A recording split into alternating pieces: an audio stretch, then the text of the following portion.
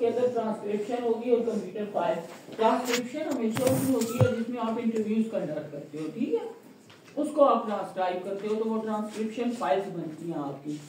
Then transcription होगी, computer file होगी, field note होंगे, ट्रांसक्रिप्शन और कंप्यूटर फाइल, और लास्ट वाले में भी फील्ड नोट और ट्रांसक्रिप्शन एंड कंप्यूटर फाइल होंगी। इनको आप देख रहे होते हो। पार्टिसिपेंट्स जो हैं वो बेसिकली फिनोमेनोलॉजिकल रिसर्च के अंदर कौन से हो सकते हैं आपके individual who have experience the phenomena and can articulate their life experience, ठीक है। फिनोमेनोलॉजी हमने यही कहा ना कि लाइफ एक्सपीरियंस को रिकॉर्ड कर रही होती है, तो उस इंडिविजुअल को आपने फाइंड आउट करना है कि सिचुएशन क्या पार्टिसिपेंट में are may not be located at a single site, एक साइट से आपने डेटा कलेक्ट नहीं करना, वो एथनोग्राफी टाइप हो जाएगी, ठीक है। Generate diversity among participants, increase the challenge of finding common theme and shared essence। अब आपने एक बंदे से कुछ क्वेश्चन पूछे, दूसरे से पूछे, तीसरे से पूछे, हर बंदे ने डिफरेंट अपने पर्सपेक्टिव जो है वो बताए, तो आप ना थीम्स नहीं बना सकते हो। इसके लिए मैं कह रहा था कि आप लोगों ने इंटरव्यू गाइडलाइंस इतनी अच्छी बनानी है कि उसके अंदर से थीम्स आइडेंटिफाई हो रहे हों, ठीक है। तो इन चीजों को आपने कंसीडर करना है ज्यादातर। देन ग्राउंडिंग स्टडी के अंदर बेसिकली क्या होता है कि focus individual who have participated in process or action being studied. Grounded theory के अंदर आपने एक थ्योरी को एक्सप्लेन करना है ना, तो वो एक थ्योरी से रिलेटेड ही इंडिविजुअल्स आपने लिए, तो वो इंडिविजुअल जो है वो क्या कर रहे होते हैं, उनके एक्शंस को आपने स्टडी करना है थ्रू ऑब्जर्वेशन। की inside participants need not be from a single side, disperse participant, ये वही डाइवर्सिफाइड पार्टिसिपेंट्स हैं, ठीक है। कंटेक्चुअल इंफॉर्मेशन, अब वो लोग अगर आपके पास आएंगे तो वो एक नई इंफॉर्मेशन अपने कंटेक्स्ट के अंदर डिफाइन करेंगे। Adding category development in the axial coding phase, वो जो आप एक्सियल कोडिंग क्या होती है, एक्सियल कोडिंग को वो क्या बताया था आपने पेपर में भी दिया था मेरे ख्याल है लिख के, माम एक्सियल कोडिंग क्या होती है?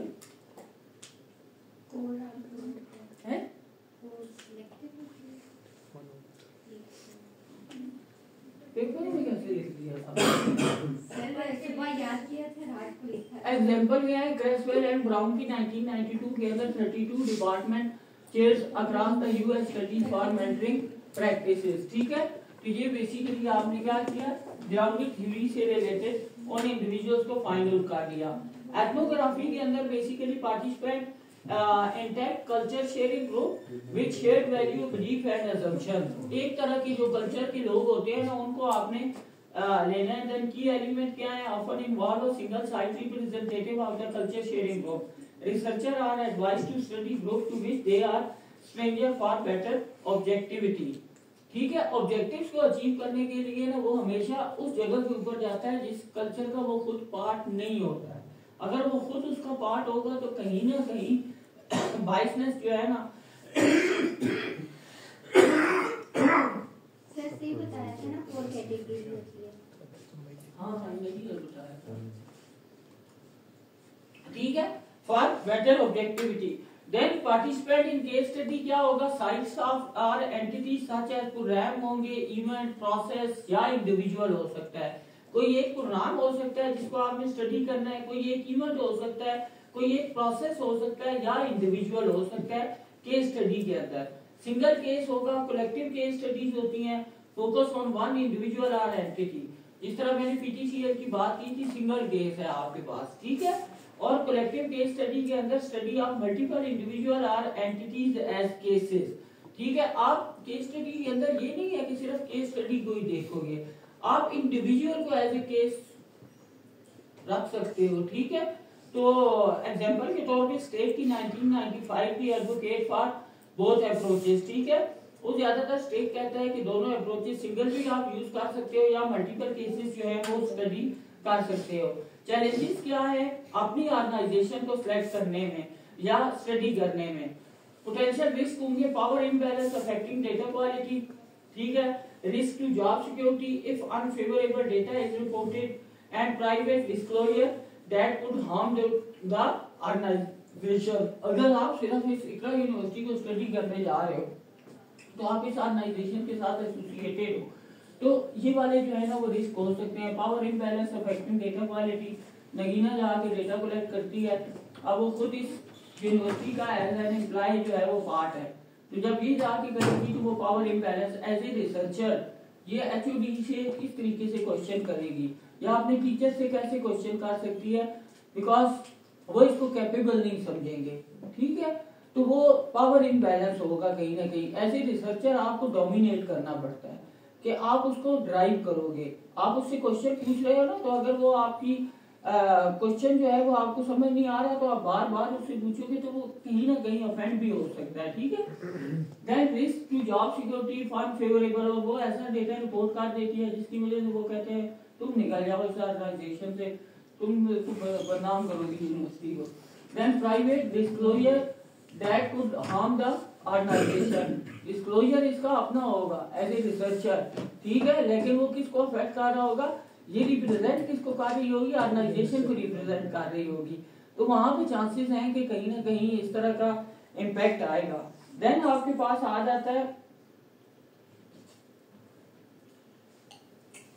बेस्ट प्रैक्टिस क्या है, use multiple validation strategies to ensure accuracy and credibility and acknowledge the spectrum of perspective to avoid biases. इसके अंदर सबसे ज्यादा ये भी पॉसिबिलिटी है कि बायसनेस आए तो उसको खत्म करना है, ठीक है। Studying yourself and auto ethnography, ठीक है, आप अपने आप को स्टडी कर रहे हो। Researcher blend personal stories with larger cultural context. ये मैं जितनी भी चीजें डिफाइन कर रहा हूँ मैं भी तो इसी कल्चर का पार्ट हूँ ना, एज ए रिसर्चर मैं पाकिस्तान के कल्चर की बात कर रहा हूँ, ठीक है। तो रिसर्चर क्या कर रहा है, blending personal stories with large cultural context, ठीक है। मैं पूरे के पूरे कल्चर को डिफाइन कर रहा हूँ अपनी स्टोरीज बयान करके, ठीक है। तो ये जो है ना ये थोड़ा सा कहीं ना आपके इसके अंदर बेसिकली आ रहा होता है ऑटो एथनोग्राफी के अंदर। अप्रोचेस कौन सी होती है, personal narrative link to broader cultural issue, ठीक है। एलिस ने 2004 के अंदर, म्यूनसी ने 2010 के अंदर स्टडी किया, ठीक है, कल्चरल इश्यूज को बताया, अपने नैरेटिव अपनी लाइफ को एक्सप्लेन करते हुए। ये थी basically ethnography, but auto ethnography थी। क्यों? क्योंकि वो अपने पर्सपेक्टिव या अपने नैरेटिव उस स्टडी के अंदर इम्बेड करने की कोशिश कर रहा था, ठीक है। इसी तरीके से एलिस ने 1993 के अंदर explore her brother death through cultural and emotional perspective. उसने ऑटोबायोग्राफी की अपनी बताई उसने, ठीक है, अपने भाई की डेथ के कंटेक्स्ट के अंदर इमोशनल और कल्चरल इश्यूज को या पर्सपेक्टिव को अंडरस्टैंड करने के लिए। रिकमेंडेशन क्या है कि ऑटो एथनोग्राफी और biographical memoir for self study, ठीक है। ये होती है कहीं ना कहीं कि अगर आपने कोई अपनी स्टडी करनी है कंडक्ट, आप इवन नैरेटिव के कंटेक्स्ट के अंदर आप अपने नैरेटिव या एथनोग्राफी को डिफाइन करते हुए आप एथनोग्राफी कर रहे हो और ऑटो एथनोग्राफी करते हो। अपने पर्सपेक्टिव अपने जो एक्सपीरियंसेस हैं उनको कल्चर के साथ कहीं ना कहीं मिक्स अप करते हो। आप बताते हो कि जब मैं स्टडी करने के लिए आई तो मैंने कहा कि मैंने इंजीनियरिंग करनी है, बट मेरे घर वालों ने कहा, तो इसका मतलब है कि सारी फीमेल के साथ ही ये होता है क्योंकि मेरे साथ हो रहा है, ठीक है। तो इस तरह करके आप क्या कर रहे होते हो, डिफाइन कर रहे होते हो, एक नैरेटिव बिल्ड कर रहे होते हो या अपनी स्टडी कंडक्ट कर रहे होते हो, ठीक है। हमने स्टार्ट के अंदर बात की थी एक्सेस एंड रिपोर्ट की, ठीक है। तो एक्सेसिंग के अंदर तो हमने यही कहा ना, gaining permission from institutional review board and site authorities. यही मैंने आपको स्टार्ट के अंदर कहा था कि आपको अपने इंस्टीट्यूशनल बोर्ड होते हैं, हर यूनिवर्सिटी की IRBB होती है, एथिकल रिव्यू बोर्ड होती है, ठीक है, इंटरनल रिव्यू बोर्ड, इस तरह की कमेटीज होती हैं, उनसे आपने परमिशन लेनी है। Then identify individual to facilitate data collection at the site. आपने उन इंडिविजुअल्स को आइडेंटिफाई करना है, राइट।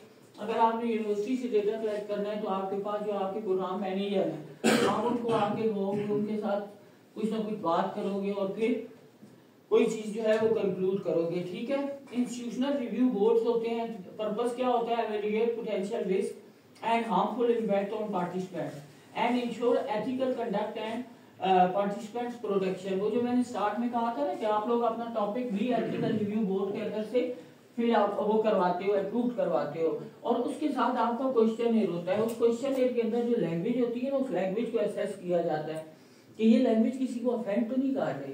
कुछ बहुत सेंसिटिव किस्म के टॉपिक होते हैं, लेकिन जो आपकी क्वालिटेटिव स्टडी होती है ना उसके अंदर नेचर ऑफ सेंसिटिविटी जो है जिसकी हम बात कर रहे हैं कि सेंसिटिव टॉपिक होते हैं, ठीक है, वो बड़ा ओपनली आपने डिस्कस करना होता है। बट अगेन वो इस तरह का है कि आपके एथिकल रिव्यू के अंदर ना काफी ज्यादा बोर्ड के अंदर काफी आपको प्रॉब्लम आती है कि उसको अप्रूव करवाने में, क्योंकि वो कहते हैं कि नहीं इसके अंदर कुछ क्वेश्चंस इस तरह के हैं जो आप नहीं कर सकते, ठीक है।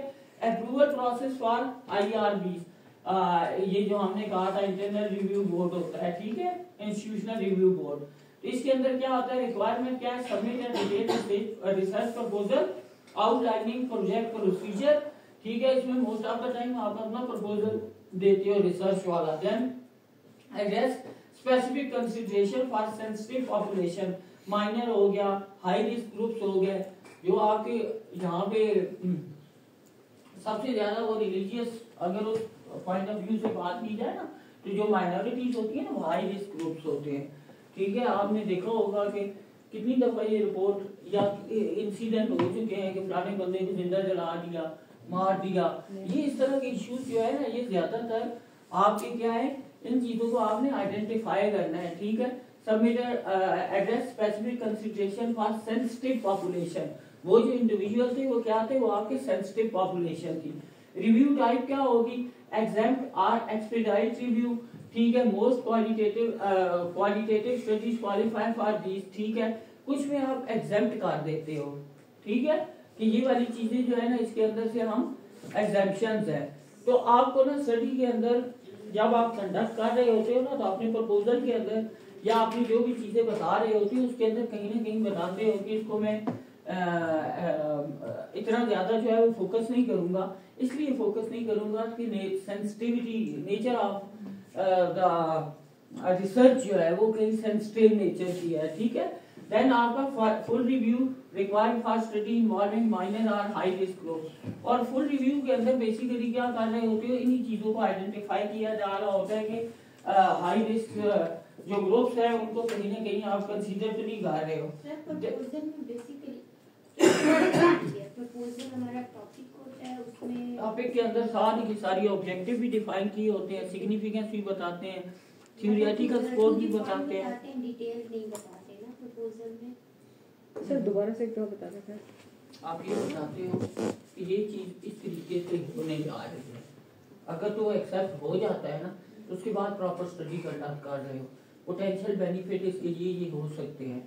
प्रपोजल के अंदर भी सारी चीजें होती हैं वही जो थीसिस वाली हैं, बट माइनर होती हैं, डिटेल इतनी नहीं होती। आपने डिटेल भी करनी है ना तो वो इस तरह की होती है कि बहुत स्पेसिफिक चीजें होती हैं उसके अंदर, कि हम ये करेंगे, क्वांटिटेटिव स्टडी करेंगे या क्वालिटेटिव स्टडी करेंगे, ये वाले आपके जो है वो पार्टिसिपेंट होंगे, इंटरव्यू आप ये वाली गाइडलाइंस यूज करेंगे, ठीक है। ऑडियंस ये होगी, सैंपल साइज इतना हम एक्सपेक्ट कर रहे हैं, डेटा कलेक्शन कितने फेजेस के अंदर होगा, डेटा एनालिसिस के लिए आप क्या करोगे, data collection procedure, propose data collection procedure, propose timeline दोगे, एक वीक के अंदर ये करेंगे, दूसरे वीक में ये करेंगे, तीसरे वीक में ये करेंगे, ठीक है। जब आपका वो हो जाता है तो उसके बाद आप प्रॉपर स्टडी कंडक्ट करते हो, तो फिर आप बता रहे होते हो कि ये हमने किया है, ठीक है। तो प्रपोजल के अंदर होता सारा कुछ वही है, ठीक है, लेकिन अभी आपने करना होता है, तो आप प्रपोज कर रहे होता है, लिटरेचर रिव्यू भी होता है, उसमें मेथोडोलॉजी का होता है, लेकिन मेथोडोलॉजी में सारा विल के साथ यूज करेंगे कि वी विल कंडक्ट, ठीक है। Then challenge with qualitative research proposal, IRB expectation often design for quantitative research. मैंने जितनी भी बातें यहाँ से की है ना, IRB स्टार्ट हुआ जब मैंने ये वर्ड यूज किया, तब से लेकर अब तक मैं ये कह रहा हूँ कि आपका क्वेश्चन एक भी वैलिडेट होगा, आपका प्रपोजल देखा जाएगा, बाकी चीजें देखी जाएंगी, तो इट्स मीन कि IRB ज्यादातर एक्सपेक्ट किया जाता है कि वो क्वांटिटेटिव रिसर्च से रिलेटेड हो। क्वालिटेटिव के अंदर बहुत ज्यादा जो है वो वेग बातें होती हैं, ठीक है। वो आहिस्ता आहिस्ता जब आप क्वेश्चन स्टार्ट करते हो ना, फिर आप रिफाइन भी करते रहते हो, चेंज करते रहते हो उसे, ठीक है, कि अच्छा मेरे माइंड में तो ये चीज थी, ये तो इस तरह हो रही है, तो फिर आप चेंज करोगे, तो वो चीजें जो है ना वो इसमें आ रही होती हैं। Requiring adoption of language and procedures include element like research question, results and subject protection, ठीक है, क्वालिटेटिव के अंदर। एडवांटेज ऑफ क्वालिटेटिव इंटरव्यू के अंदर unstructured interview give participant more control over the process. ठीक है, पार्टिसिपेंट्स जो हैं उनके एक तो आप उनको एक्चुअल में रिकॉर्ड कर रहे होते हैं, उनके एक्सप्रेशन भी नोट हो रहे होते हैं, हार्श हो रहा है, क्या हो रहा है, इन चीजों को भी फाइंड आउट करते हो। क्वांटिटेटिव के अंदर ऐसा कुछ भी नहीं होता, क्वालिटेटिव के अंदर ये बहुत इंपॉर्टेंट है। तो इन चीजों को आप असेस कर रहे होते हो, कंट्रोल होता है ज्यादातर प्रोसेस के ऊपर कि आप जिस तरफ भी लेके जाना चाहो ना, डिराइव करना चाहो, तो वो आप कर रहे होते हो।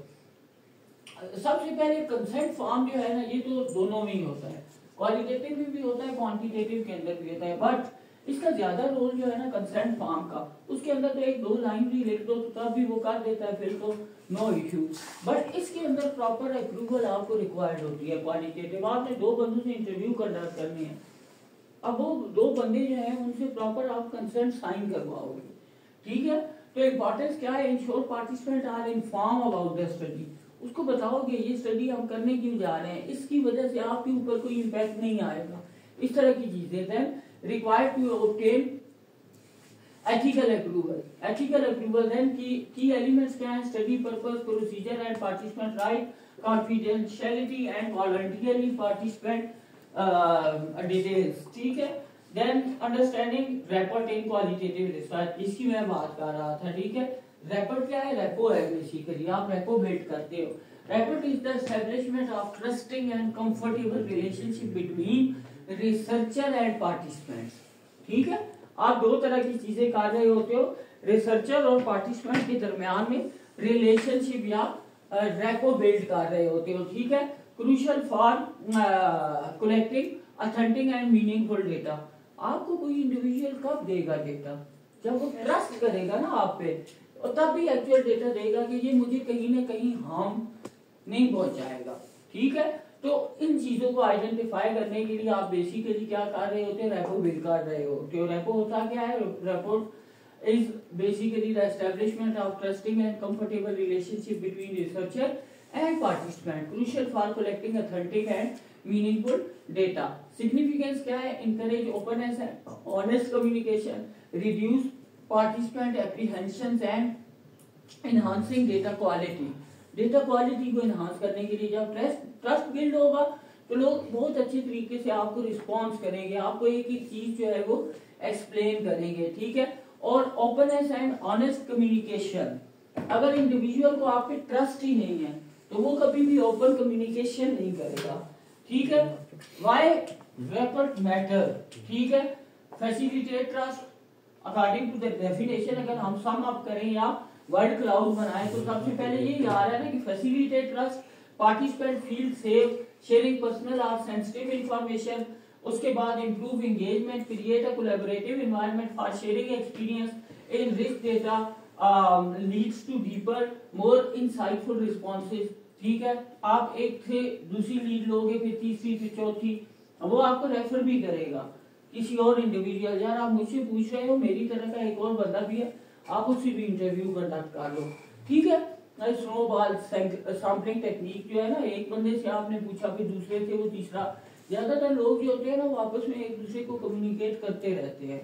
ठीक है, और ये ग्लोबली हो रहा है, जब से ये सोशल मीडिया और बाकी चीजें आई हैं ना, मोबाइल, व्हाट्सएप, तो ये क्या हो रहा है कि ये अब ग्लोबली एक फिनोमेना बन गया। हर इंडिविजुअल को पता होता है कि मेरी जैसा और दूसरा इंडिविजुअल कौन है। ठीक है, वो उसको असेस भी कर रहे होते हैं, उनके साथ डिस्कशन भी हो रही होती है, बाकी चीजें भी हो रही होती हैं। तो वो अगर आप ही रेपो बिल्ड हो गई है, आप बहुत अच्छे से एक इंडिविजुअल को ट्रस्ट दे देते हो, तो वो दूसरे इंडिविजुअल तक आपको क्या करेगा, रेफर करेगा। ठीक है, उसके बाद स्ट्रेटजीज टू बिल्ड रेपो। ठीक है, participation, researcher participant background and context. सबसे इंपॉर्टेंट चीज तो ये है ना कि रिसर्चर का अपना बैकग्राउंड क्या है। अगर एक बंदा जो है उसके अच्छे खासे पेपर पब्लिश है और लोग जानते हैं उनसे, वो एक रेपो बिल्ड हुई हुई है ना, उस रेपो बिल्ड के कंटेक्स्ट के अंदर वो क्या करेगा, वो जब भी आके किसी से कुछ क्वेश्चन पूछेगा या कोई भी बात करेगा तो वो ज्यादा अच्छे तरीके से उसको आंसर कर रहे होंगे। ठीक है, बैकग्राउंड एंड कंटेक्स्ट, और कंटेक्स्ट किस चीज का है, वो जो स्टडी का कंटेक्स्ट है। Either you are having any kind of authority in this subject matter. ठीक है, आपने क्वालिटेटिव रिसर्च कभी की ही नहीं है, तो why people give you any sort of information about that particular phenomena, since you don't have any kind of expertise in that particular phenomena. या अगर कोई एक क्वेश्चन पूछा, आपने आंसर करने की कोशिश की, फिर उसने अगला पूछा, पार्टिसिपेंट ने कुछ पूछ दिया और आपको पता ही नहीं है, तो वो कहेगा यार ये सब इसकी अथॉरिटी नहीं है इस चीज के ऊपर कि मैं इसको क्या एक्सप्लेन करूं. Then active listening show genuine interest in participant story without interrupting. ठीक है, सबसे पहले आपने क्या करना है कि जब आप किसी से इंटरव्यू ले रहे हो और वो बंदा बोर होना शुरू हो गया, मुझे लगता है ये तो पहले दिन से बोरिंग है, पहले दिन से बोरिंग है, लेकिन आज कुछ ज्यादा ही बोर फील कर रहे हो.